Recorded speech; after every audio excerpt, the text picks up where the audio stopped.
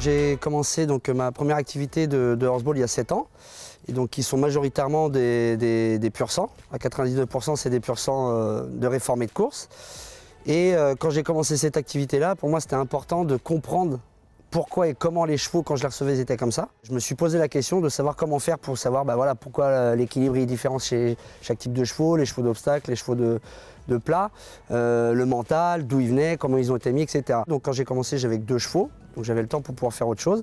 Et je me suis dit, bon, je vais aller faire un tour dans le monde des courses pour justement apprendre et connaître un peu plus le pur sang.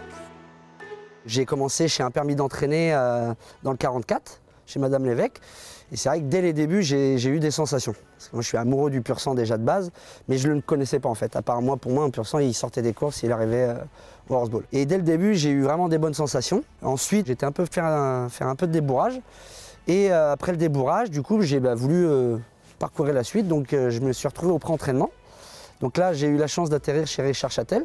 À l'époque, il travaillait beaucoup pour Macaire. Et ensuite, j'ai continué un petit peu ça. J'ai travaillé pendant 1 an là-bas, donc toujours en parallèle de mes chevaux de commerce. Et puis après, je suis retourné faire un petit stage à l'entraînement. J'ai eu l'opportunité de pouvoir venir m'installer aux écuries de la Ridaudière, où il y a vraiment une structure adaptée, vraiment qui est fonctionnelle, qui est très cheval, qui est très professionnelle, très sécurisée.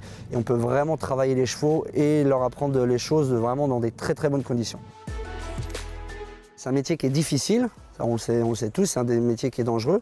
Mais moi, je joue la pérennité, dans le sens où, avec la structure qu'on a et le matériel que j'ai pour travailler, je pense qu'on peut travailler vraiment dans de très bonnes conditions de sécurité. Donc c'est aussi important de se préserver aussi pour l'avenir. Mais l'avenir, je le vois justement à me développer. Donc autant sur l'aspect justement du nombre de chevaux, mais autant travailler justement avec quelqu'un pour pouvoir embaucher quelqu'un d'ici peu de temps. Et l'objectif, voilà, c'est de garder à l'esprit vraiment une charte de qualité. Je veux vraiment pas rentrer dans la quantité parce que j'ai jamais aussi appris ça. Donc moi je veux vraiment garder ça à l'esprit, vraiment la qualité à la quantité. Moi je veux être là dans 20 ans, je veux que ça se passe bien, c'est un super métier. J'aimerais peut-être, quand j'aurai acquis assez d'expérience, que j'aurai fait un peu le tour de ça, éventuellement, pourquoi pas passer un permis d'entraîner, mais pour le plaisir, et après voir ce que ça donne. Mais en tout cas, voilà, je veux d'abord vraiment perfectionner, apprendre et faire le meilleur possible dans cette branche-là de débourrage pré-entraînement.